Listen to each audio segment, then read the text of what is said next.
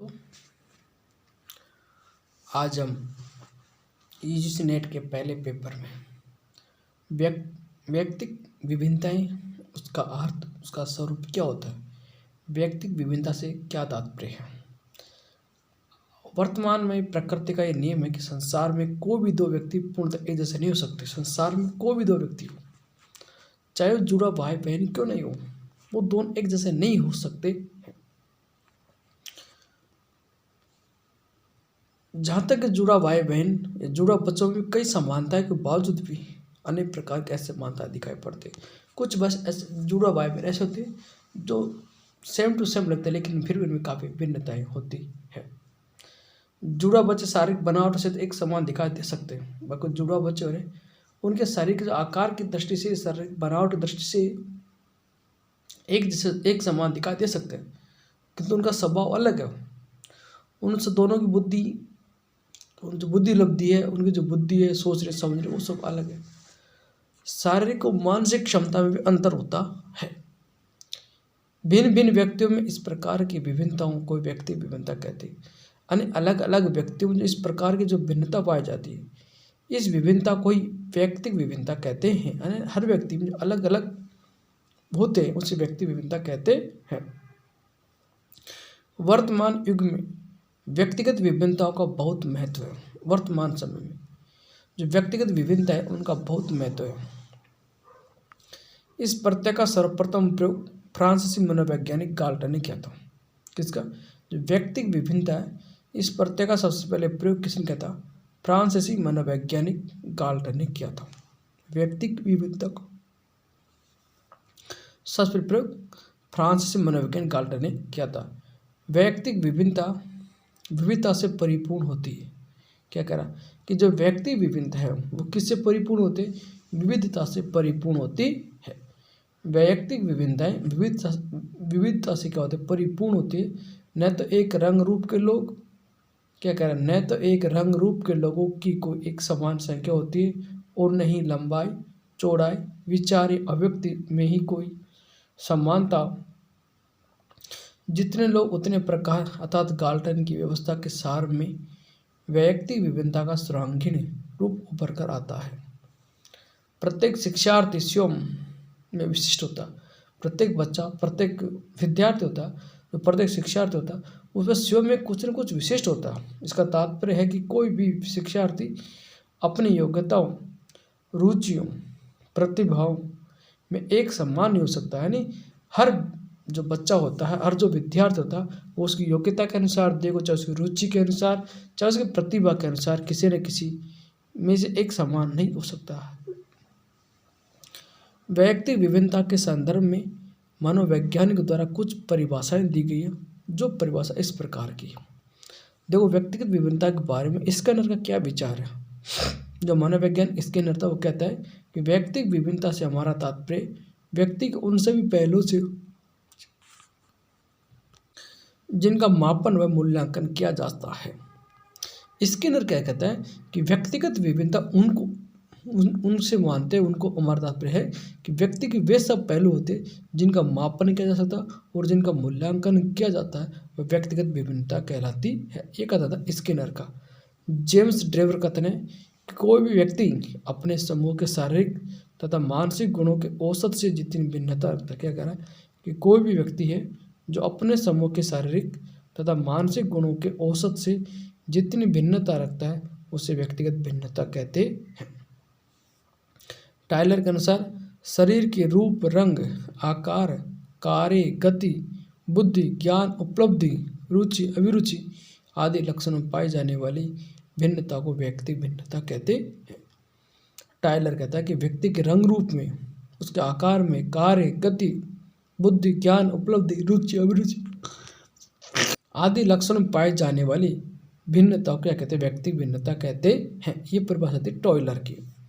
अब देखो, व्यक्तिगत भिन्नता के प्रकार क्या होते हैं। मनोवैज्ञानिकों ने व्यक्ति विभिन्नताओं को विभिन्न आधारों पर बांटा है, वर्गीकृत किया। किन्हें? मनोवैज्ञानिकों ने। भाषा के आधार पर व्यक्तिगत भिन्नता क्या? अन्य कौशलों की तरह भाषा भी एक प्रकार का कौशल है। प्रत्येक व्यक्ति में भाषा के विकास की भिन्न भिन्न अवस्थाएं पाई जाती है। क्या करा कि हर व्यक्ति के अंदर भाषा के विकास की अलग अलग अवस्थाएं पाई जाती है। तो ये भाषा के आधार पर व्यक्तिगत क्या अलग अलग होते हैं। लिंग के आधार पर, लिंग के आधार पर कैसे, शारीरिक बनावट के आधार पर भी व्यक्तिगत भिन्नता पाई जाती है। जैसे स्त्री की शारीरिक बनावट अलग है और पुरुष की शारीरिक बनावट अलग है, तो लिंग के आधार पर क्या व्यक्तिगत भिन्नता पाई जाती है। बुद्धि के आधार पर, यानी परीक्षण से पता चलता है कि किसी व्यक्ति की बुद्धि लब्धि बहुत ज़्यादा है, किसी की बुद्धि बहुत कम है, तो इस आधार पर भी क्या व्यक्तिगत भिन्नता पाई जाती है। परिवार समुदाय के आधार पर, परिवार और समुदाय के आधार पर जो व्यक्तिगत भिन्नता पाई जाती है, कैसे, जैसे मानव के व्यक्तित्व के विकास पर उसके परिवार या समुदाय का स्पष्ट प्रभाव पड़ता है। क्या कहता है कि मनुष्य के जो व्यक्तित्व को विकास करने के लिए, मनुष्य के जो व्यक्तित्व विकास करने में उसके परिवार, उसके समाज का एक विशेष प्रभाव पड़ता है। इसलिए समुदाय के प्रभाव को व्यक्ति भिन्नता में देखा जा सकता है। जाति के आधार पर, जाति के आधार पर व्यक्तिगत भिन्नता, समाज में जाति एवं नस्ल संबंधित विभिन्नताएं पाई जाती हैं। इन्हें दूर करने के लिए व्यक्ति के पूर्वाग्रहों, रूढ़ियों, पूर्व धारणाओं तथा नकारात्मक मनोवृत्ति से हटकर सोचना चाहिए। संवेग के आधार पर, संवेगात्मक विकास बालकों के, संवेगात्मक विकास बालकों में विभिन्नता ली हुई है। कुछ बालक शांत स्वभाव के होते हैं, तो कुछ बालक चिड़चिड़े स्वभाव के होते हैं। ये संवेगों के आधार बालकों में व्यक्तिगत भिन्नता पाई जाती है। कुछ बालक के शांत होते हैं, कुछ गुस्से वाले होते हैं, कुछ चिड़चिड़े स्वभाव के होते हैं। ये तो क्या संवेग के आधार पर व्यक्तिगत भिन्नता पाई जाती है। धार्मिक आधार पर संसार का प्रत्येक धर्म सहिष्णुता, प्रेम, बंधुत्व, भाईचारा तथा मानवता का पाठ सिखाता है। लेकिन विभिन्न धर्मों को मानने वाले लोगों में धार्मिक आधार पर भी व्यक्ति भिन्नता, उसके आचरण व्यवहार अलग अलग होते हैं। यानी धर्म के आधार पर भी उनकी मान्यताएं, उनके रीति रिवाज, उनके जो आचरण, उनके जो व्यवहार है वो धर्म के आधार पर हर व्यक्ति में अलग अलग होते हैं। तो ये भी व्यक्तिगत भिन्नता है। शारीरिक विकास के आधार पर, शारीरिक बनावट की दृष्टि से व्यक्तियों में अनेक प्रकार की विभिन्नताएं देखने को मिलती है। शारीरिक भिन्नता रंग, रूप, आकार, भार, कद, शारीरिक गठन, लिंग भेद, शारीरिक परिपक्वता आदि कारण होते हैं। तो शरीर के आधार पर भी, यानी शारीरिक बनावट के आधार पर भिन्नता पाई जाती है। अभिवृत्ति के आधार पर, बालकों की अभिवृत्ति के निर्धारण में पारिवारिक वातावरण का अधिक योगदान होता है। तो अभिवृत्ति के आधार पर बालकों में क्या भिन्नता पाई जाती है। व्यक्तित्व के आधार पर, प्रत्येक व्यक्ति में व्यक्तित्व के आधार पर व्यक्तिगत विभिन्नता देखने को मिलती है। कुछ बाल अंतर्मुखी होते हैं तो कुछ बाल के आधार बहिर्मुखी होते हैं। कुछ बाल अंतर्मुखी होते हैं तो कुछ बाल के आधार बहिर्मुखी होते हैं। गत्यात्मक कौशलों के आधार पर भी व्यक्ति भिन्नता, कुछ व्यक्ति किसी कार्य को अधिक कुशलता से कर सकते हैं, कुछ लोग में कुशलता का अभाव होता है। तो ये गत्यात्मक कौशल है। कोई भी व्यक्ति क्या, अलग अलग व्यक्ति कार्य करने का कौशल अलग अलग होता है। कोई व्यक्ति कोई काम को बहुत अच्छे ढंग से कर सकता है, बहुत सरलता से, कुशलता से कर देता है। कोई व्यक्ति वो काम होता नहीं है। तो ये क्या, गत्यात्मक कौशल का आधार व्यक्ति भिन्नता पाई जाती है। अब इस विभिन्नता के कारण क्या हो सकते हैं भाई, व्यक्ति में भिन्नता क्यों पाई जाती है, इसके क्या क्या कारण हो सकते हैं। तो इसके कई कारण, मनोवैज्ञानिकों ने जो व्यक्ति भिन्नता के कई कारण माने, जैसे वंशानुक्रम, कि वंशानुक्रम के आधार पर व्यक्ति भिन्नता पाई जाती है। मनोवैज्ञानिकों को मानना है कि व्यक्तिगत विभिन्नता का एक महत्वपूर्ण कारण वंशानुक्रम को माना जाता है। क्या करा कि व्यक्तिगत भिन्नता का एक प्रमुख कारण वंशानुक्रम को माना गया कि वंशानुक्रम के आधार पर व्यक्तिगत भिन्नता पाई जाती है। वातावरण, परिवेश, वातावरण के कारकों के द्वारा भी बालकों में अंतर पाया जाता है। कहा जाता है कि जिस प्रकार पारिवारिक या सामाजिक वातावरण होता है, बालक का व्यक्तित्व विकास वैसा ही होता है। तो वातावरण और परिवेश के आधार पर बालकों में व्यक्तिगत भिन्नता पाई जाती है कि बालक को जैसा वातावरण मिलता है, बालक का विकास उसी के अनुसार होता है। आयु एवं बुद्धि के अनुसार बालक की आयु एवं बुद्धि में वृद्धि होने के साथ साथ उसका शारीरिक, मानसिक तथा संवेगात्मक विकास भी होता रहता है। तो बालक की आयु बुद्धि में वृद्धि होने के साथ साथ उसका शारीरिक, मानसिक तथा संवेगात्मक विकास भी होता रहता है। इसी विकास काल उनमें व्यक्तिगत भिन्नता आती रहती है। तो आयु बुद्धि के आधार पर, परिपक्वता के आधार पर, परिपक्वता एक ऐसी स्थिति है जिसमें व्यक्ति किसी कार्य करने में स्वयं को सक्षम पाता है। परिपक्वता क्या कह रहा है कि परिपक्वता एक ऐसी स्थिति है जिसमें व्यक्ति किसी कार्य करने में स्वयं को सक्षम पाता है। किसमें? परिपक्वता में। मनोवैज्ञानिकों के अनुसार एक बालक तब तक नहीं सीख सकता जब तक वो सीखने के लिए तैयार न हो अथवा परिपक्व नहीं होता, तब तो सीख नहीं सकता है। लैंगिक विभिन्नता के कारण भी व्यक्तिगत विभिन्नताएं पाई जाती है। लिंग के आधार पर व्यक्तिगत विभिन्नता पाई जाती है। शिक्षा के आधार पर भी व्यक्तिगत भिन्नता पाई जाती है। शिक्षित और अशिक्षित व्यक्तियों के व्यवहार में असमानता देखने को मिलती है। जहाँ शिक्षित व्यक्ति का व्यवहार सामाजिक, संवेगात्मक, बौद्धिक, नैतिक आदि गुणों के द्वारा नियंत्रित होता है। कि जो पढ़ा लिखा व्यक्ति है उसका जो व्यवहार है वो समाज के आधार पर, उसके संवेगों के आधार पर, उसकी बुद्धि के आधार पर, उसके नैतिकता के आधार पर उन गुणों के द्वारा नियंत्रित होते हैं। जबकि जो अशिक्षित व्यक्ति होता है, जो अनपढ़ व्यक्ति होता है, उनके जो प्राय इन गुणों का है सामाजिक, नैतिक, जो उसके संवेगात्मक और बौद्धिक गुण उनका उस अनपढ़ व्यक्ति में इनका अभाव होता है।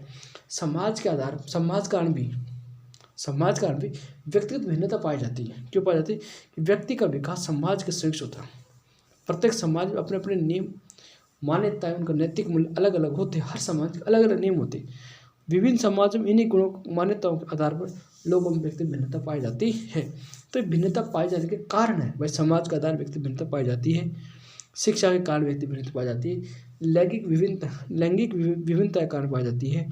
परिपक्वता के कारण भी पाई जाती है। आय और बुद्धि के कारण भी, वातावरण, परिवेश और वंशाणु के कारण भी व्यक्तिगत भिन्नता पाई जाती है। अब व्यक्तिगत विभिन्नताओं को जानने के माध्यम क्या? व्यक्तिगत भिन्नताओं किन माध्यम से जान सकते हैं? क्या कारण?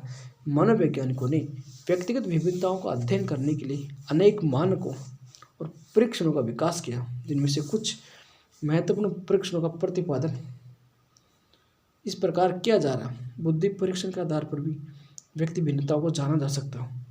व्यक्तिगत विभिन्नताओं को किस आधार पर? व्यक्तिगत बुद्धि परीक्षण करो, पता चल जाएगा इस व्यक्ति में क्या क्या, इस व्यक्ति में बुद्धि के आधार पर कितना अंतर है। तो बुद्धि परीक्षण करा कर हम व्यक्तिगत भिन्नताओं जान सकते हैं।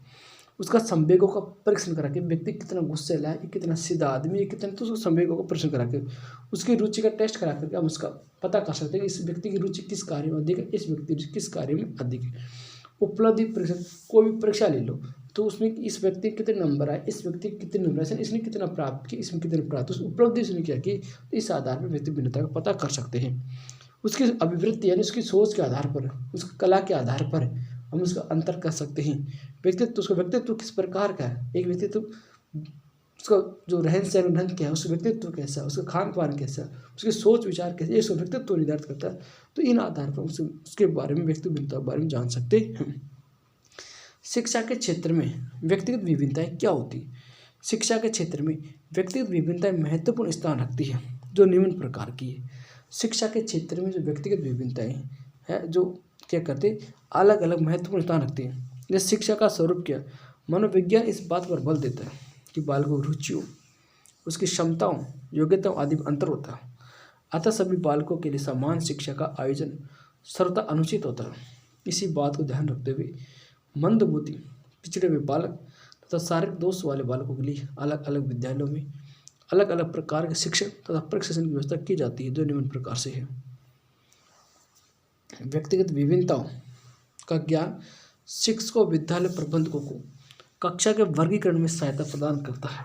क्या कर रहा है कि जो व्यक्तिगत विभिन्नताओं का ज्ञान है वह शिक्षकों या विद्यालय प्रबंधकों को कक्षा के वर्गीकरण की सहायता प्रदान करता है। कक्षा का आकार तय करने में व्यक्तिगत विभिन्नताओं का ज्ञान विशेष सहायक होता है। यदि कक्षा का अधिकतर बालक अधिगम में कमजोर हो तो कक्षा का आकार सीमित होना चाहिए। व्यक्तिगत विभिन्नताओं का सिद्धांत व्यक्तिगत शिक्षण पर बल डालता है। कि व्यक्तिगत विभिन्नता सिद्धांत है उसके व्यक्तिगत शिक्षण पर बल डालता है। उसके अनुसार बालकों की आवश्यकता को ध्यान में रखकर उसकी शिक्षा की व्यवस्था की जानी चाहिए। बालकों की उसकी रुचि के अनुसार, उसकी आवश्यकता के अनुसार उसके लिए शिक्षा की व्यवस्था करनी चाहिए ताकि उसका सर्वांगीण विकास हो सके। ये क्या है, ये उसके क्या व्यक्तिगत, ये शिक्षा का स्वरूप के बारे में बताया गया है। अब उसका पाठ्यक्रम निर्धारण कैसे करना चाहिए? पाठ्यक्रम के निर्धारण में उसका विकास करने के लिए व्यक्तिगत विभिन्नताओं की प्रमुख भूमिका होती है। पाठ्यक्रम को निर्धारण करने, पाठ्यक्रम बनाने के लिए, फिर उसका विकास करने के लिए व्यक्तिगत विभिन्नता की प्रमुख भूमिका होती है। बालकों की आयु, कक्षा आदि को ध्यान में रखते हुए प्रत्येक कक्षा के लिए अलग प्रकार की पाठ्यचर्या का निर्माण किया जाता है। कि बालकों की आयु, कक्षा आदि को ध्यान में रखते हुए प्रत्येक कक्षा के लिए अलग अलग पाठ्यचर्या का निर्माण किया जाता है। बालक की आयु के अनुसार, भाई इसमें 5 साल का बच्चा पहली कक्षा में, 8 साल का तीसरी कक्षा, तो उसकी आयु के अनुसार, उसकी कक्षा के अनुसार ध्यान में करके जो उसका पाठ्यक्रम, उसका जो पाठ्यचर्या उसका निर्माण किया जाता है और उन्हें अलग प्रकार से लागू किया जाता है। उदाहरण के लिए जैसे बच्चों जो पुस्तक उसे चित्र में, उसमें चित्र बने हुए होते हैं और रंगीन कलर वाले होती है, जबकि जैसे जैसे कक्षा उच्च होती जाती है वैसे चित्र भी कम हो जाते हैं और उनकी जो रंगीनता है वो भी कम हो जाती है। जैसे इस कक्षा आयु वृद्धि हो जाती है उनकी पुस्तक स्वरूप अंतर दिखाई पड़ता है। इसी प्रकार प्राथमिक कक्षा बच्चों खेलकूद के द्वारा शिक्षा देने पर बल दिया जाता है। पाठ्यक्रम क्या होता है? पाठ्यक्रम क्या, उसका सिलेबस क्या, पाठ्यक्रम क्या है? पाठ्यक्रम का एक बहुत बड़ा शब्द है। शिक्षा के उद्देश्य को प्राप्त करने में सहायता पाठ्यक्रम क्या करते हैं? जो शिक्षा के हमारे जो उद्देश्य है उस उद्देश्य को प्राप्त करने में पाठ्यक्रम क्या करता है? हमारी सहायता करता है। बच्चों के सभी अनुभवों को, बच्चों के जितने भी अनुभव है, अनुभवों को विद्यालय के वातावरण में, घर के वातावरण में, समुदाय के वातावरण में, यानी विद्यालय के वातावरण, घर का वातावरण और समुदाय जो वातावरण है, ये फिर अन्य माध्यमों से प्राप्त अनुभव आदि सभी का संपूर्ण समावेश पाठ्यक्रम कहलाता है। पाठ्यक्रम को अंग्रेजी में क्या कहते हैं? कैरिकुलम कहते हैं। क्या कहते हैं? पाठ्यक्रम को अंग्रेजी में कैरिकुलम कहते हैं और लैटिन भाषा से लिया गया शब्द है। अगर सरल भाषा में कहा जाए तो पूरी शिक्षा प्रदान करने का जो नियम बनाया गया है उसे पाठ्यक्रम कहते हैं। यानी पूरी शिक्षा प्रदान करने का जो नियम बनाया गया है उसे क्या कहते हैं? पाठ्यक्रम कहते हैं। पाठ्यक्रम को अंग्रेजी में कैरिकुलम कहते हैं, लैटिन भाषा से लिया गया शब्द है।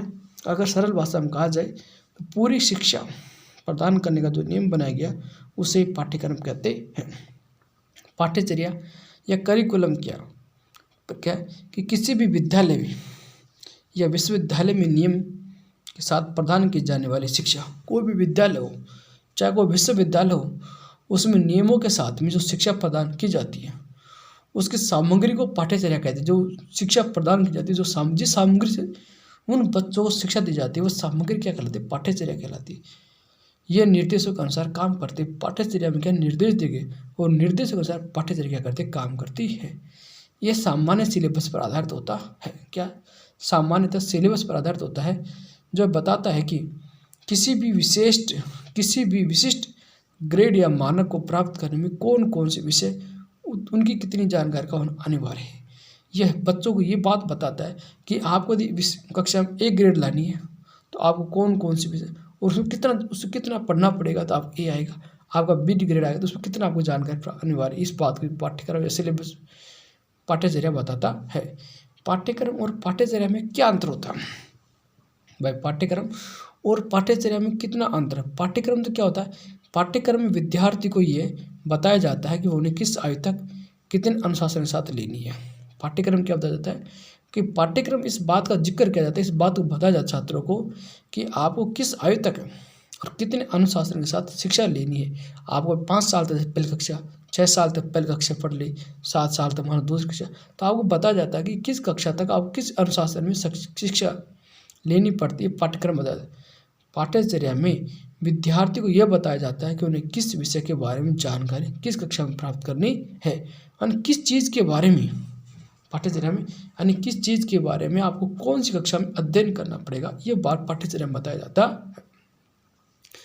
पाठ्यक्रम का चयन विद्यार्थी की वर्तमान आयु, उसकी अभिरुचि का स्तर और उसके वर्तमान एवं भविष्य को ध्यान में रखकर किया जाता है। क्या कह रहा है कि जो पाठ्यक्रम जब चयन किया जाता है तो विद्यार्थी की वर्तमान आयु, उसकी अभिरुचि का स्तर और उसके वर्तमान एवं भविष्य को ध्यान में रख करके किया जाता है।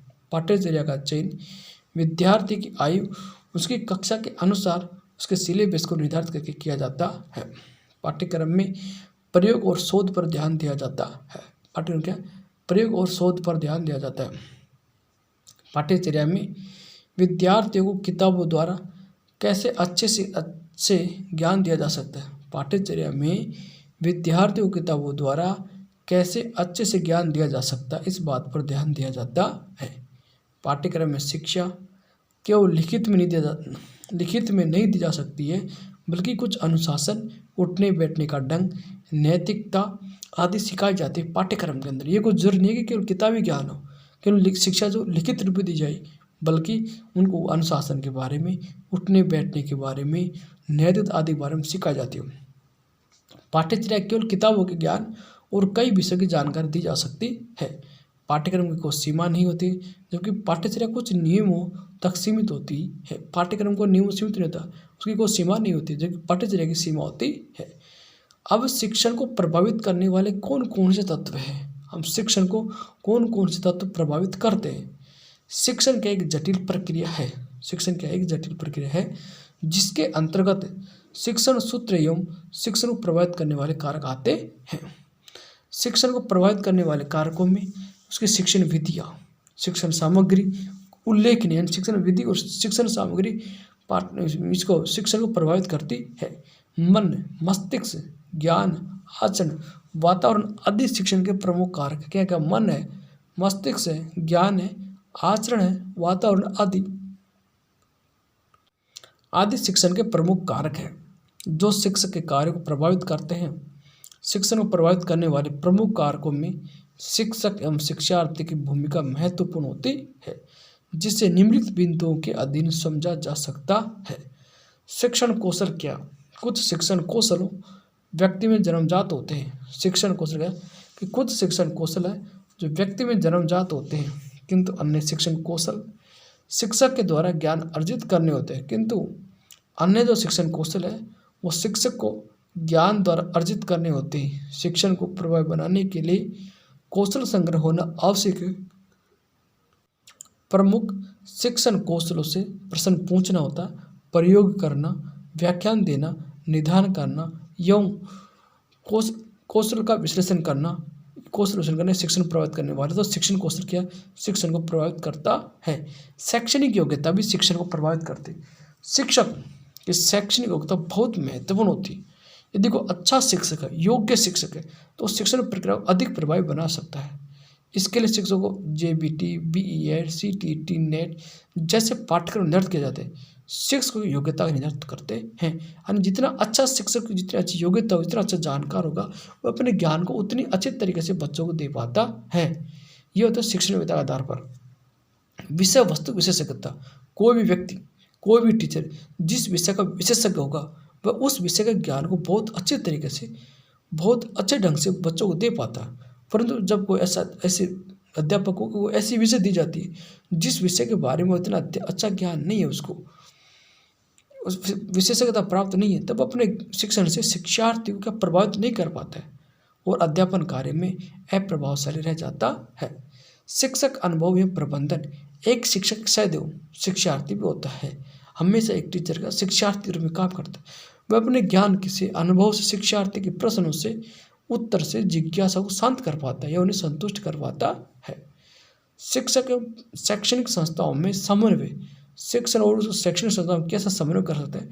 एक शिक्षक अपने अच्छे शिक्षण हेतु स्वतंत्रता का वातावरण चाहता है। एक अध्यापक होता एक अच्छे शिक्षण के लिए स्वतंत्रता का वातावरण चाहता है। इसीलिए कक्षा का संचालन अपनी सोच के अनुरूप करता है। कक्षा के संचालन अध्यापक अपनी सोच के अनुसार करता है, इसलिए कक्षा का संचालन अपनी सोच के अनुरूप करता है। दूसरी ओर शिक्षण संस्थान जो उसकी शिक्षण पद्धतियों में मानकीकरण सुनिश्चित करने के प्रयासरत होते हैं। ऐसे में शिक्षक और प्रशासन में अच्छा समन्वय होना चाहिए, जिससे शिक्षण के समस्त उद्देश्यों की पूर्ति की जा सके। शिक्षण प्रणाली प्रभावी बनाई जा सकती है। कार्यों का विश्लेषण करके शिक्षण को प्रक्रिया में शिक्षक और शिक्षार्थी दोनों एक दूसरे पर प्रभाव डालते हैं। शिक्षक और स्टूडेंट दोनों ही एक दूसरे के कार्य में प्रभाव डालते हैं। इसमें शिक्षक की भूमिका प्रभाव डालने वाली तथा शिक्षार्थी की भूमिका प्रभाव ग्रहण करने वाली होती है। शिक्षक क्या करता है? अपना ज्ञान डिलीवर बच्चों को करता है, तो वो उसको बच्चों पर प्रभाव डालता है और बच्चे उस ज्ञान को क्या करते हैं? ग्रहण करने, तो उसका प्रभाव जो ग्रहण करने की शक्ति पर डालता है। ऐसे में शिक्षक को मूल्यांकन ज्ञान के कार्य का विश्लेषण करने की योग्यता होनी चाहिए। एक प्रकार की शैक्षणिक विशेषता है जो शिक्षण कार्य को प्रभावित करती है। कार्य के विश्लेषण हेतु पाठ्यक्रम का विश्लेषण, शिक्षण के दौरान किए जाने वाले कार्य, प्रकाशन, अनुशासन, पर्यवेक्षण एवं अन्य कार्य का विश्लेषण किया जाता है। आर्थिक कारक, शिक्षण को प्रभावित करने वाले कारकों में आर्थिक कारक भी ज़्यादा प्रभावशाली होता है। यह कारक शिक्षण के प्रत्येक चरण को प्रभावित करता है, क्योंकि शिक्षक का ध्यान भंग आर्थिक समस्याओं का परिणाम होता है। अतः आर्थिक समस्या निदान का ध्यान दिया जाना चाहिए। विदित और एक शिक्षक के शिक्षार्थी दोनों पर लागू होना चाहिए। आर्थिक कारण शिक्षक पर भी और शिक्षार्थी दोनों पर नहीं होना चाहिए, जिसके शिक्षक प्रभावित नहीं होना चाहिए। कक्ष का जो वातावरण, क्लासरूम जो एनवायरनमेंट है, यानी शिक्षण कार्य के दौरान शांति प्रिय वातावरण का रहना नित्यांत आवश्यक होता है। बिना शांति प्रियता के शिक्षण कार्य में न तो केवल बाधा पहुंचती, बल्कि शिक्षार्थी भी अधिगम करने में समस्या महसूस करते हैं। सामाजिक कार्य, सामाजिक प्रथाएं और जो रूढ़ी भी शिक्षण कार्य को प्रभावित करती है। जैसे अमुक दिवस को शिक्षण कार्य नहीं किया जाना चाहिए, या अमुक समय शिक्षण कार्य अशुभ होता है, ऐसी कोई प्रथा है। अतः सामाजिक रूढ़ियाँ और जो प्रथाओं से ऊपर उठकर शिक्षण कार्य कराना चाहिए, क्योंकि शिक्षण को कोई निर्धारित पैमाना नहीं होता है। अतः अनुकूलतम का अनुसरण करते हुए शिक्षण कार्य किया जाना चाहिए। माता पिता या समाज की अपेक्षाएं, शिक्षण कार्य की अपेक्षाओं से सबसे अधिक खतरा होता है। न तो शिक्षक सही तरह से शिक्षण कार्य कर पाता है और न ही शिक्षार्थी अधिगम में सक्षम होता है। चूँकि अपेक्षाएं हमेशा शीर्षक की मांग करती है, जिससे कृत्रिमता का बोध होता है, जबकि अधिगम एक नैसर्गिक की प्रक्रिया और यह निरंतर व्यवस्थित तरीके से चलने वाली प्रक्रिया होती है। शिक्षण सहायक सामग्री क्या होती है? Teaching add of support material. शिक्षण सहायक सामग्री क्या होती है?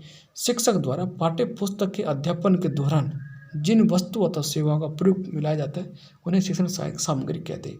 उन्हें टीचिंग एड, शिक्षण सहायक किसे कहते हैं?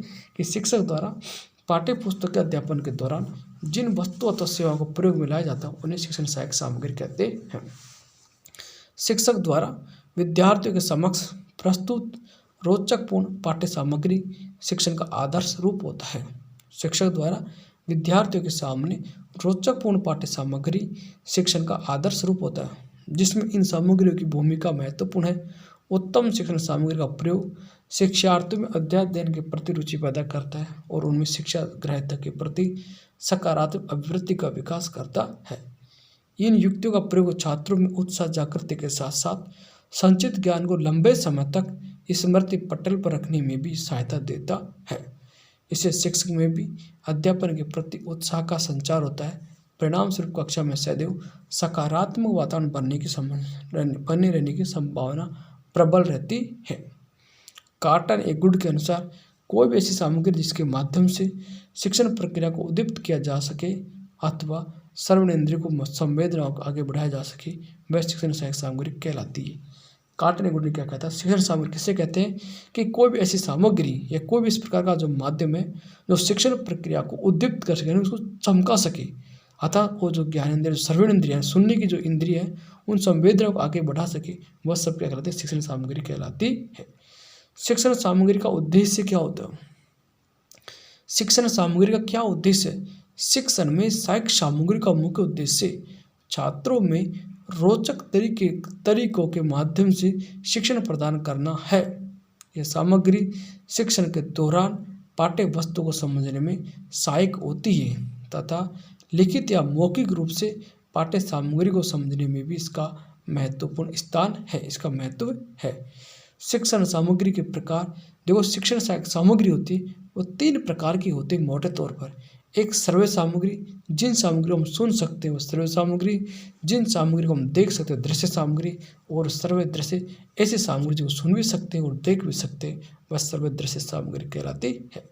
जैसे सर्वे सामग्री, ऑडियो एड्स, ऐसी सहायक सामग्री होती है जिसके अंदर हम ज्ञान सुनकर ज्ञान प्राप्त करते हैं, उसे सर्वे साधन कहते हैं, सर्वे सामग्री कहते हैं।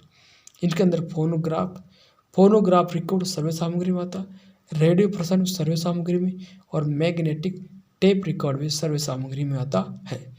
सर्वे साधन के जो प्रकार है, रेडियो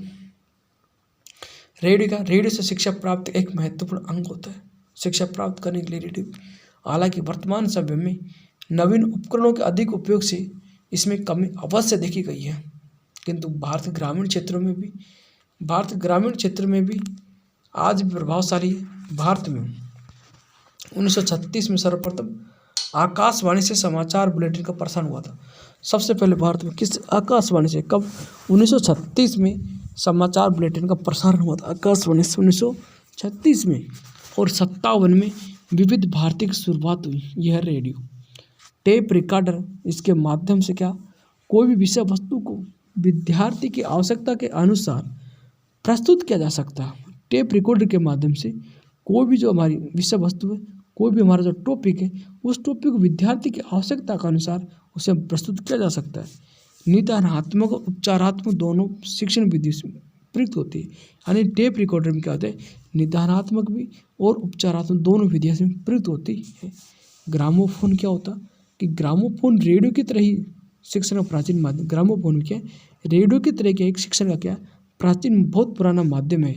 इसके द्वारा यानी ग्रामोफोन के द्वारा छात्रों उच्चारण के शुद्धिकरण में सहायता मिलती है। यानी ग्रामोफोन के माध्यम से जो छात्र का जो उच्चारण है उसको शुद्ध किया जाता है।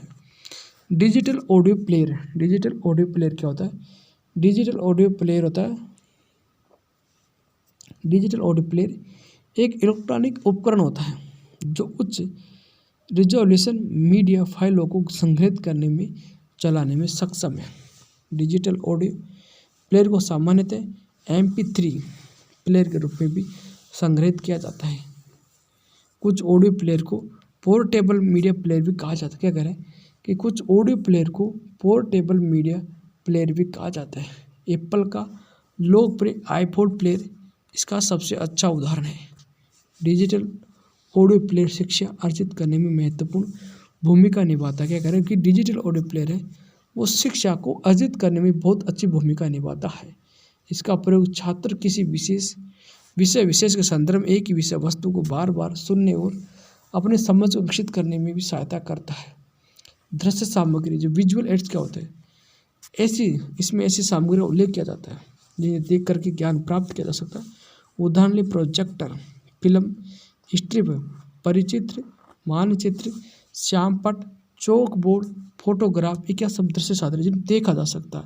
हम जिनको देख कर केवल सुनकर भी नहीं, केवल देख कर के जिस चीज़ को हम ज्ञान प्राप्त करते हैं उन्हें दृश्य साधन, जैसे कोई प्रोजेक्टर हो गया, कोई फिल्म हो गई, परिचित्र हो गया, कोई मानचित्र हो गया, श्यामपट्ट हो गया, चौक बोर्ड हो गया, फोटोग्राफ है, कोई चार्ट, ये सब दृश्य साधन में आते हैं।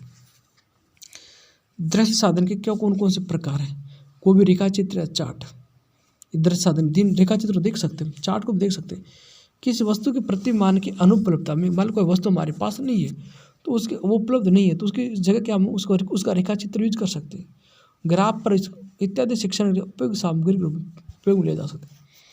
रेखा चित्र के माध्यम से छात्रों के समक्ष विषय वस्तु को आकर्षक तरीके से प्रस्तुत किया जा सकता है। रेखा चित्र के माध्यम से विद्यार्थियों में समय ज्ञान का भी विकास, अमूर्त तथ्य व विचार बिंदु को दृश्य रूप में प्रकटीकरण किया जाता है। सारांश, प्रस्तुतिकरण और कालानुक्रमिक विधि से प्रस्तुति, चित्रात्मक संकेत आदि इत्यादि का क्या विकास किया जाता है। मानचित्र में ग्लोब क्या होता है, मानचित्र में ग्लोब का उपयोग भी कोई भी स्थान की जो भौगोलिक स्थिति को एक स्थान से दूसरे स्थान की दूरी पर, क्षेत्रफल आदि ज्ञात करने के लिए किया जा सकता है। मानचित्र विश्व की जलवायु, मौसम व पर्यावरण आदि विषयों को विद्यार्थियों को समझने में सहायक होता है। मानचित्र दो आयामी होता है। इसकी सतह सपाट होती है। इसका त्रिआयामी लघु रूपांतरित रूप ग्लोब है। मॉडल्स क्या होते हैं, प्रतिमान वास्तविक वस्तुओं के प्रतिरूप होते हैं। मॉडल्स क्या करें कि जो प्रतिमान होते हैं वो वास्तविक वस्तुओं के प्रतिरूप होते हैं। विद्यार्थियों के शिक्षण में इसका प्रयोग तब किया जाता है जब प्रत्यक्ष वस्तुओं का उपयोग असंभव हो जाता है। इसके उपयुक्त उदाहरण हैं जानवरों के आंतरिक अंगों, पौधे, पुष्प इत्यादि का मॉडल रूप में उपयोग किया जाना चाहिए। स्लाइड्स, शिक्षण में स्लाइड का उपयोग सूक्ष्मतर पदार्थों के अध्ययन के लिए किया जाता है। इससे सूक्ष्मदर्शी के माध्यम से देखा जाता है।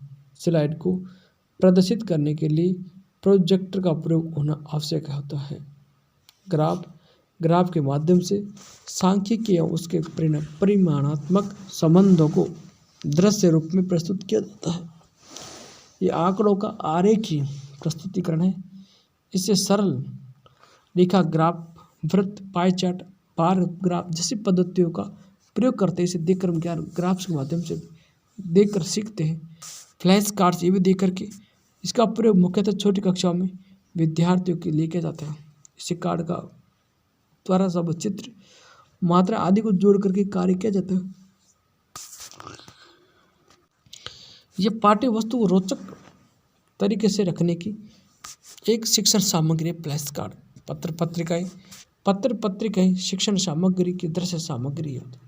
इसके द्वारा पाठ्यक्रम के विषय में उदाहरण के स्वरूप प्रस्तुत कर शिक्षार्थी की बोधगम्य भाषा के विकास पर बल दिया जाता है। पत्र पत्रिकाओं के माध्यम से भी। पावर पॉइंट प्रेजेंटेशन क्या होता है?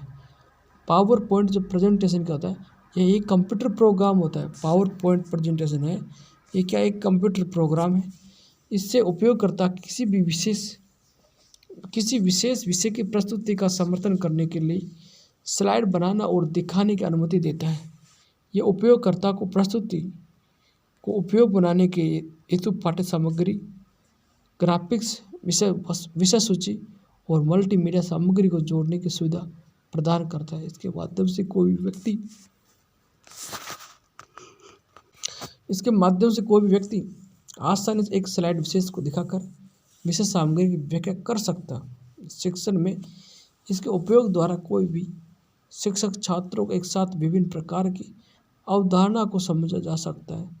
इससे छात्रों को सीखने समझने की क्षमता विकसित होती है। 3D मॉडलिंग,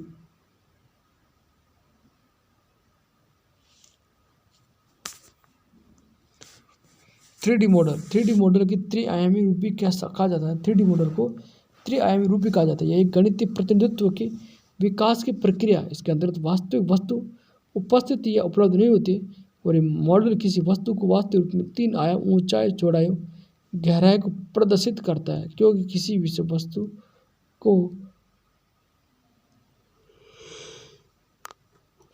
समझने के लिए सरल और आसान बना देता है। शिक्षा के क्षेत्र में इसका उपयोग अधिकांश गणित विषय में त्रिविमीय आकृति व ग्राफिक्स को समझाने के लिए किया जाता है। यह तकनीकी दीर्घ अवधि समझने समय तक चलने वाली अधिक खर्चीली होती है। सर्वदृश्य साधन, ऑडियो विजुअल एड्स, शिक्षण प्रक्रिया में प्रयुक्त समस्त साधन अथवा उपकरण जिनकी सहायता शिक्षार्थी को देखने और सुनने वाले इंद्रियों को सक्रिय बनाकर उसे ज्ञान अर्जन कराया जाता है। दृश्य श्रव्य सामग्री कहलाते उदाहरण के लिए टेलीविजन, चलचित्र, slide, computer, audio video recorder व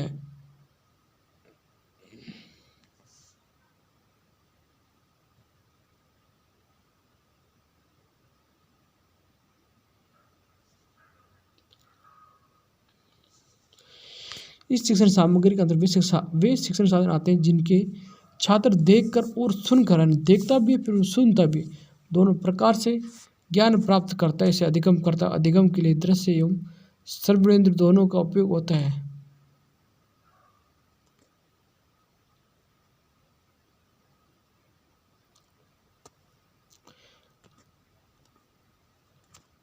उदाहरण ले टेलीविजन, चलचित्र, slide, computer, audio video recorder आदि ये सब क्या सर्व दृश्य सामग्री में आते हैं, जिसे सुन भी सकते और जिसे देख भी सकते हैं। सर्व दृश्य साधनों के प्रकार जैसे टेलीविजन 20वीं शताब्दी के सर्वाधिक लोकप्रिय एवं उपयोगी साधनों का एक महत्वपूर्ण स्थान है। इसके अंतर्गत इसके द्वारा कम समय में जटिल पाठ्य सामग्री को देश के सभी हिस्सों में पहुंचा जाता है और वे विश्व के शैक्षणिक गतिविधि और अन्य अभिनव प्रयोग को आम जनता तक पहुँचाता है। समाचार संबंधी फिल्म प्रसारण आदि को देश दुनिया की सामाजिक, आर्थिक, राजनीतिक व अन्य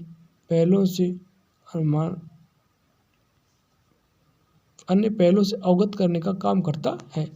कंप्यूटर क्या होता है कि आधुनिक समय में कंप्यूटर का सर्वदृश्य शिक्षण सामग्री के रूप में महत्वपूर्ण, कंप्यूटर का वर्तमान से बहुत बड़ा योगदान है। इसके माध्यम से शिक्षण सहित मनोरंजन व अन्य पहलों का भी नवीन रूप दिया गया है। कंप्यूटर का विद्युत मस्तिष्क भी कहा जाता है। कंप्यूटर को विद्युत मस्तिष्क भी कहा जाता है। इलेक्ट्रॉनिक ब्रेन, विद्युत का मस्तिष्क कहते हैं कंप्यूटर को। मल्टीमीडिया एक साथ कई साधनों का संयोजन है। इसमें मीडिया, ऑडियो, वीडियो, फिल्म इत्यादि सभी साधन सम्मिलित किए जाते हैं। ब्लैक बोर्ड अन्य शिक्षण संबंधित उपकरणों के अभाव में वार्तालाप और ब्लैक बोर्ड का अध्यापन कार्य में महत्वपूर्ण स्थान है। इसके माध्यम से शब्दों को प्रतीकों द्वारा शिक्षक विद्यार्थियों में बोधगम्य क्षमता का विकास। परंपरागत शिक्षण प्रणाली ब्लैक बोर्ड में सर्वाधिक उपयोगी सहायक सामग्री है। वर्तमान में परंपरागत शिक्षा प्रणाली से ज़्यादा ब्लैक बोर्ड यानी जो बोर्ड अपना ब्लैक बोर्ड होता है उससे सबसे ज़्यादा काम में लिया जाता है। अध्यापन द्वारा विद्यार्थियों में पाठ की बोधगम्यता, उसके धारण योग्यता, उसके स्पष्टीकरण, लिखावट में सुधार इत्यादि के लिए ब्लैक बोर्ड का उपयोग निम्नलिखित कार्य किया जाता है। जैसे पाठ्य विवरण में किया जाता है ब्लैक बोर्ड प्रयोग, सारांश व कार्य गृह कार्य में, मूल्यांकन कार्य में भी, विद्यार्थी व्यक्तिगत कार्य में भी और कठिन अंशों को सरल बनाने में भी इसका सर्वदृश्य सामग्री का प्रयोग किया जाता है। डिस्प्ले बोर्ड क्या होता है? प्रदर्शन बोर्ड भी सर्वदृश्य सामग्री का एक प्रमुख अंग होता है। इसमें श्याम पट सहित सफ़ेद बोर्ड, चुंबकीय board, bulletin board, page board इत्यादि का शामिल किया जाता है। चलचित्र अथवा सिनेमा। वर्तमान समय में चलचित्र अथवा सिनेमा को शिक्षण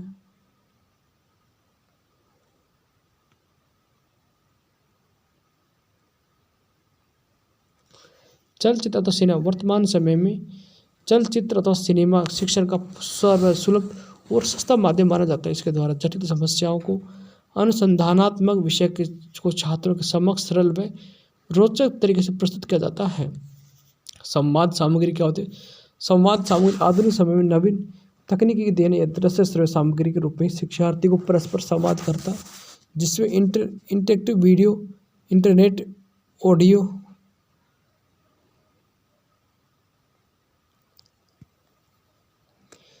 जिसमें interactive video, internet video calling प्रचलित माध्यम है। विजुअल पेन टैब ये एक डिजिटल ग्राफिक्स टैबलेट है। विजुअल टैबलेट क्या है? डिजिटल ग्राफिक्स टैबलेट है, जिसमें digitizer, graphics page, pen movements,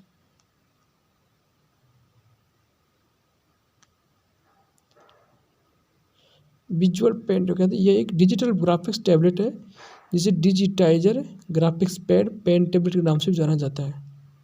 ये कंप्यूटर इनपुट डिवाइस है जो एक प्रयोगकर्ता को उपयोगकर्ता को ग्राफिक्स, चित्र, एनिमेशन आदि को हाथ में बनाने में सक्षम बनाता है। उदाहरण के लिए जिस तरह कोई व्यक्ति कलम, पेंसिल, कागज़ के साथ चित्र आदि बनाता है, ठीक उसी तरह पेन टैब के माध्यम से किसी भी तरह के ग्राफिक्स को बनाया जाता है। इसका उपयोग शिक्षण, प्रशिक्षण आदि से समझाने के लिए किया जाता है। इसके माध्यम से शिक्षार्थी किसी तथ्य को प्रभावी तरीके से पढ़ाया जा सकता है। मैग्नेटिक बोर्ड का ये विशेष रूप से पेंट की हुई सतह के साथ पैरामैग्नेटिक सामग्री की चादरें होती है, जिस पर उपयुक्त मार्कर या पेन का उपयोग कर कुछ लिखा या लिखा की जा सकती है। मैग्नेटिक बोर्ड के दो रूप होते हैं। पहला मैग्नेटिक चाक बोर्ड, दूसरा मैग्नेटिक मार्क बोर्ड। इन दोनों बोर्डों का डिस्प्ले गतिशील होता है, जिस पर लिखा गया है ग्राफिक्स बनाया जा सकता है। शिक्षण क्षेत्र में बहुत उपयोगी सिद्ध होता है। इसके माध्यम से कोई कोई भी शिक्षक किसी तथ्य को बोर्ड पर लिख सकता है, उसे डिस्प्ले से हटाकर आवश्यकता अनुसार उसे फिर वापस ला सकता है। इससे शिक्षक को छात्रों को समझने में आसानी होती है और छात्र को इसे सीखने में रुचिकर लगता है। सर्वदृश्य साधन से क्या लाभ है? इस साधन छात्रों को शिक्षण अधिक स्पष्ट समझ में आता है। सर्वदृश्य साधन से क्या है कि वो जो भी शिक्षण कराया जाता है वो स्पष्ट समझ में आता है। इस साधन से छात्रों का ध्यान केंद्रित होता है, क्योंकि वे इस प्रक्रिया के उसमें कान सुनते हुए विषय वस्तु को देख सकते हैं। सर्वदृश्य उपकरण छात्रों को अधिक तेजी से सीखने में सहायता करते हैं।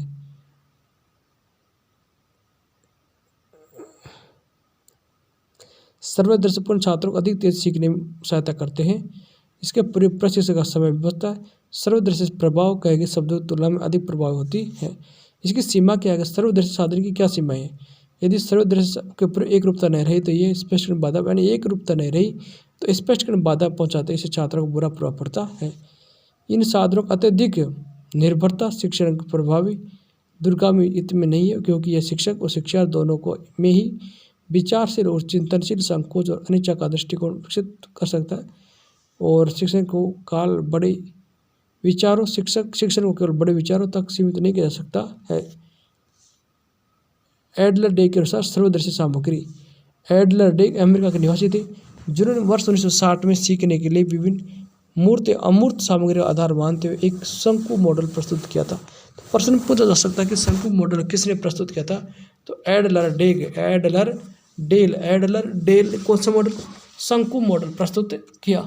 इस शंकु मॉडल में प्रत्यक्ष परोक्ष अनुभव को शाब्दिक प्रतीक तक क्रम से नीचे की से ऊपर की तरफ शंकु को दर्शाया गया, यानी नीचे से, इस एडलर में नीचे से ऊपर को शंकु दर्शाया गया। जबकि मूर्त प्राकृतिक संदर्भ में इसके विपरीत होता है। मूर्त में क्या होता है, ये उल्टा हो जाता है, ऊपर से नीचे आ जाता है, और जो मूर्त रूप होता है, मूर्त रूप ऊपर से नीचे आता है और शाब्दिक प्रतीक में नीचे से ऊपर की ओर जाता है। देखो शाब्दिक प्रतीक और शाब्दिक प्रतीक ऐसे जाता है। दृश्य प्रतीक रेडियो रिकॉर्डिंग हो गया, गतिशील तस्वीरें, दूरदर्शन, प्रदर्शन सामग्री, पर्यटन माता, प्रदर्शन का भाव, नाट्य के भावभंगी, अन्य व्यक्ति अनुभव। एडलर डे का दृश्य सर्वे मॉडल है। शिक्षण पर बनाने वाले तत्व कौन कौन से हैं? शिक्षण को प्रभाव बनाने वाले सहायक तत्व, उनके अंतर्गत संस्थागत सुविधाएं, शैक्षिक वातावरण में महत्वपूर्ण भूमिका निभाता है, जिनका वर्णन निम्नलिखित है। संस्थागत सुविधाएं, संस्थागत शिक्षार्थी के योग्य पाठ्यक्रम को रुचिकर बनाने में शिक्षण प्रभावी बनाने, बच्चे का जो पाठ्यक्रम रुचिकर बनाने के लिए शिक्षण प्रभावी बनाती है। संस्थाएं शिक्षक शिक्षार्थी के संबंध हेतु प्रबंधन कुशल तकनीक को बढ़ावा देकर शिक्षण को सफल बनाती है। संस्थाएं शिक्षक एवं शिक्षार्थी के संबंध हेतु प्रबंधन एवं कुशल तकनीकी को ज्ञान बढ़ावा देकर शिक्षण को सफल बनाती है। संस्थाएं सामाजिक परिवेश से अवगत होकर मनोवैज्ञानिक एवं गुणवत्तापूर्ण प्रभावी तत्वों की जांच करने बढ़ावा देती है। संस्थाएं सुकुशल क्षमता के विकास हेतु प्रशिक्षण जांच जैसी महत्वपूर्ण पहल करती है। संस्था में आधुनिक बदले हुए समय के अनुसार कुशल प्रशिक्षित शिक्षक प्रौद्योगिक आधार शिक्षण सहायक सामग्री को बढ़ावा देती है। वर्तमान में मुक्त विद्यालय जैसी समस्याओं ने दूरस्थ शिक्षा कार्यक्रम को आयोजित और शिक्षार्थी को बड़े स्तर पर लाभान्वित किया। वर्तमान में सरकार संस्था ऑनलाइन शिक्षण सामग्री को भी बढ़ावा दे रही है, जिससे देश के दूर से किसी गांव में रहने वाला शिक्षार्थी को लाभान्वित हो रहा हो। संस्थाएं शिक्षार्थियों की मानसिक सामाजिक कौशल आदि विकास हो रहा। जिम्मेदारी होती है कि जिसके लिए समय समय पर जांच उचित प्रबंधन कर उसका उचित परिणाम देती है। संस्थाएं शिक्षण प्रशिक्षण के लिए अनुकूल वातावरण पैदा कर शिक्षक और शिक्षार्थी के मध्य समन्वय स्थापित कर सफल करने का प्रयास करती है, संचालन करती है। संस्थाएं शिक्षार्थी के मानसिक और बौद्धिक विकास हेतु मनोवैज्ञानिक अध्ययन करती है। इस प्रकार संस्थाएं शिक्षक शिक्षार्थी अध्ययन सामग्री, अनुकूल वातावरण, प्रशिक्षण कार्यक्रम आदि के सारे उचित एवं समायोजन प्रबंध कर शिक्षण को मजबूत बनाने का कार्य करती है। शैक्षिक वातावरण क्या होता है? लर्निंग एनवायरनमेंट क्या होता है? शैक्षिक वातावरण से तात्पर्य उन सभी व्यवस्थाओं और स्थितियों से है जो शैक्षिक कार्य को लागू करने में प्रभावी रहती है। यानी जो शैक्षिक कार्य कार्यों को लागू करते समय जो प्रभाव रहते हैं उन्हें कहते हैं शैक्षिक वातावरण कहते हैं। शैक्षिक वातावरण का अंतर्गत आता है विद्यालय की स्थापना करते समय इस बात का ध्यान दिया जाता है कि क्षेत्र आबादी कितनी दूर है, उसके आसपास की प्राकृतिक और सामाजिक स्थिति कैसी है, अर्थात विद्यालय किसी कारखाने के पास तो नहीं है, किसी मंदिर या मस्जिद अथवा विवादास्पद स्थान से तो संबंधित स्थान नहीं है, ऐसा एकांत स्थान तो नहीं है जहाँ सामान्य छात्रों पहुँचने में परेशानी हो, आदि कई महत्वपूर्ण बातें हैं जो शैक्षिक वातावरण से संबंधित है। शैक्षिक वातावरण से संबंधित महत्वपूर्ण बिंदु: शैक्षिक वातावरण में निर्मित संरचना शैक्षिक प्रशासन का एक विकासोन्मुखी कारक होता है। नेतृत्व संरचना सामाजिक प्रकृति और आवश्यकता के आधार पर होना चाहिए। शैक्षिक वातावरण के लिए भी यह महत्वपूर्ण है। शिक्षा के विकास में मानव विकास की पहल को प्राथमिकता दी जानी चाहिए। मानव मूल्यों को नहीं माना जाना चाहिए। शैक्षिक विकास में परिवार की मुख्य भूमिका रहती है। परिवार से ही बालक सबसे पहले किसी भाषा को बोलना, अपनी बात को एक विशेष तरीके से व्यक्त करना और दूसरे के विचारों को पहचानने और अपनी बात को सुस्पष्ट शब्दों में व्यक्त करने की कला सीखता है। अच्छे शैक्षिक वातावरण के लिए आवश्यक है पारिवारिक वातावरण अच्छा होना चाहिए। शैक्षिक वातावरण में जलवायु, समुद्र तल से ऊंचाई, स्थानीय व्यवसाय, प्राकृतिक संसाधनों की मात्रा उपलब्धि एवं उच्च संचार साधनों का अधिक प्रभाव पड़ता है। यह बात सत्य है कि जैसा संगठन संस्थाएं होती है उन्हीं के उद्देश्य और नीतियों के अनुसार शैक्षिक विकास प्रभावित होता है। शिक्षक संघ, श्रम संगठन और bar association, chamber of commerce, राजनीतिक दल और औद्योगिक संस्थाएं का भी एक समुदाय पर प्रभाव पड़ता है। इनके कार्यक्रमों को हम विद्यालय में लागू करके एक अच्छे शिक्षक तथा छात्र की कल्पना कर सकते हैं। अब उच्च शिक्षण संस्थाओं की शिक्षण की जो विधियाँ, इनको कल अध्ययन करेंगे। यहाँ तक की जानकारी दोस्तों आपको अच्छी लगी तो हमारे चैनल को सब्सक्राइब कीजिए। थैंक यू दोस्तों।